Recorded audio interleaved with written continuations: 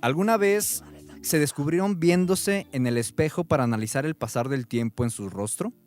¿Se imaginan el equivalente de esta acción en la época del Renacimiento? Pues me quedé muy sorprendido cuando descubrí que para Tiziano Vecellio, el gran pintor italiano, una forma de reflejarse todos los días frente al espejo era viendo la pintura Alegoría de la Prudencia, o también llamada Triunfo de la Prudencia, sobre el tiempo. Pero para poder entender a qué me refiero con esto, necesito primero echar un vistazo o echarle un clavado a la biografía del autor, conocer qué es y por qué el Emblematon Liber de Andrea Alciato influyó en la utilización de elementos iconográficos sacados de la poesía y la literatura en la pintura del Renacimiento italiano, y cómo todo esto influenció a Tiziano a realizar una obra de difícil olvido por su excéntrica composición.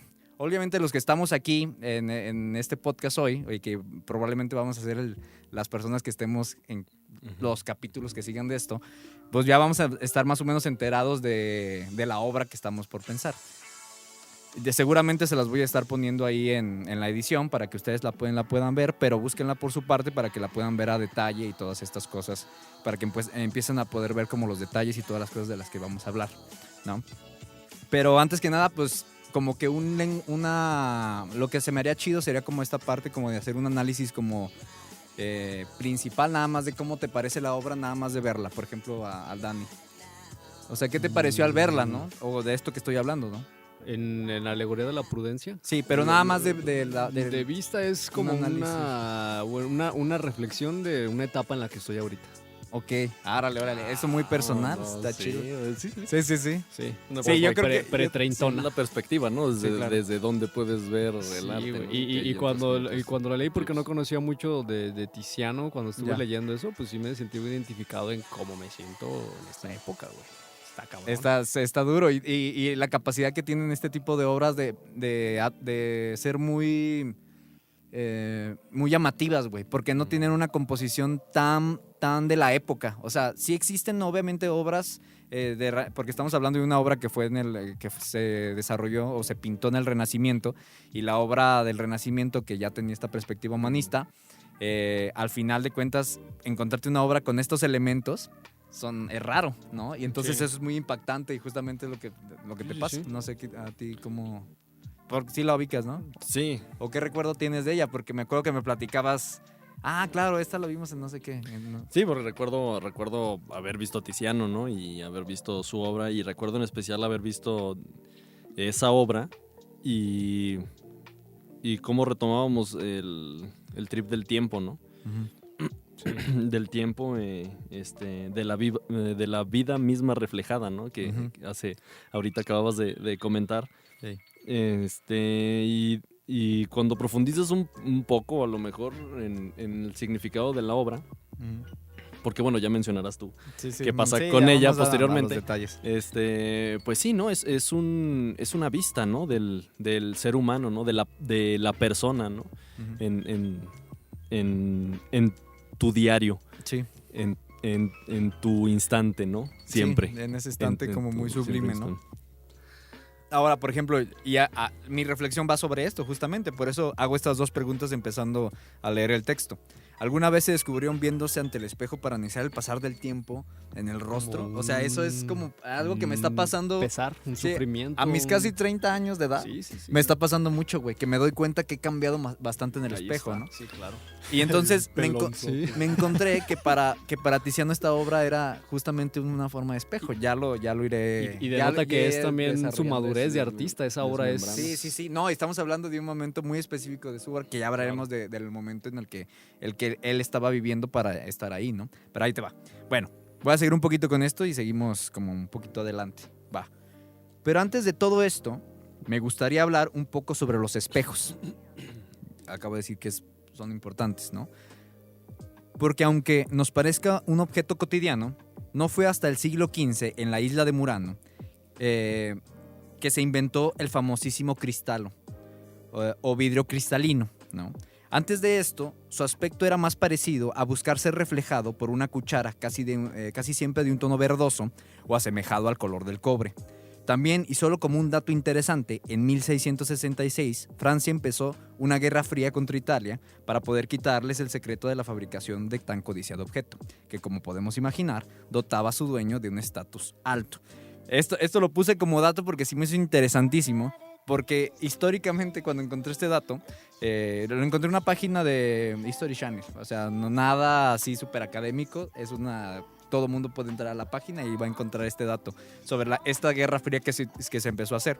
En Murano, en Italia, empiezan a construir la maestría de diferentes elementos. Entonces encuentran cómo hacer espejos que funcionaran como espejos, porque antes, como lo digo, antes era más difícil buscarse reflejado. En realidad, un espejo como lo vemos ahora, una imagen más es un trabajo, nítida. Es un trabajo como orfebre, ¿no? Ajá, sí, es muy... Como de la tierra. Sí, pues tiene que ver con arena y todo esto. Sí. Este Y, por ejemplo, estaba Murano y Burano, que era también eran dos regiones que todavía yo los invito a que entren a buscarlas, estos lugares, porque son lugares coloridos y preciosos, güey, que viven así, una cosa como Venecia, güey. Imagínense una cosa así. Es muy bonita a la vista, pues, los lugares donde estaba este pedo. Y entonces, Luis XVI, si no me equivoco, Luis XVI, pues obviamente quería ser se vuelve uno de los imperios más importantes, y quiere, obviamente, tener el secreto de tan codiciado objeto, ¿no? Que era el espejo. Entonces manda a güeyes a tratar como de agarrar, de robar, sí, de robar, sí, de espías, güey, y Sí, se la vuelve Guerra una Fría. guerra Sí, fría, claro, güey. la Guerra Fría. Se vuelve una guerra fría porque les quieren robar el secreto de ese codiciado objeto, que ahorita es una mamada, güey. O sea, un espejo, Sí, pues acá lo compras en te Aurrera. puede- sí, sí. Bueno, Sí, claro. que ya se volvió, ¿no? Sí, ya se volvió, sigue pero era... guardando Oye, pero sí es cierto, ¿no? O y sea- suele tener este peso como importante. sí, el espejo, ¿no? Sí. Un reflejo. Sí, claro, ¿cuántas veces no te levantas y no No te quieres ver. ajá, sí. Sí, sí. Has durado tiempo sin verte al Y espejo. luego te ves. Y luego cuando Claro. ya te estás observando bien Sí, también te da tiene miedo. que estar... Sí, estar o cuando raro. te ves a los ojos, ¿no? No es lo mismo nomás decir, ay, un Ay, espejo. sí, Ah, acá, sí, ajá, y- sí.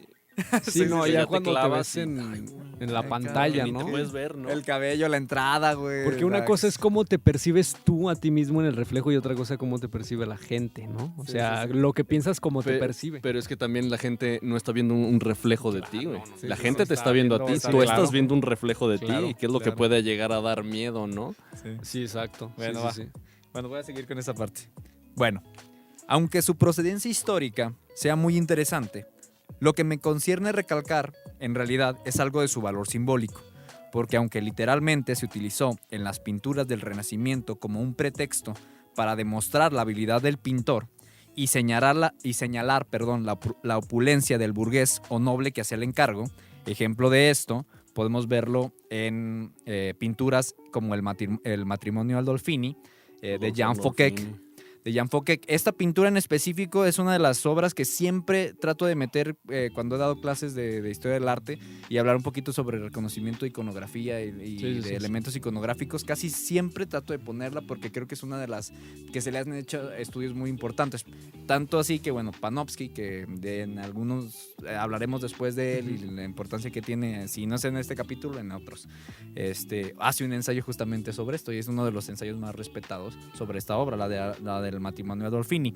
Y en esta obra, si ustedes van si no se las pongan en la edición, si ustedes van y la buscan de todos modos para que vean el detalle, en la parte de atrás de la obra, hasta el fondo, se ve un espejo que lo está reflejando y es de un espaldas. espejo curvo y se ve De a espalda. los protagonistas de la pintura, que son estos dos, hombre y mujer. Obviamente, pues son se van a matrimoniar. Hay muchas especulaciones sobre Es que está el repleto momento de histórico. Simbolismo. Ajá. Simbolismo, repleto de... Sí, Psicología. y la idea del espejo ahí carga con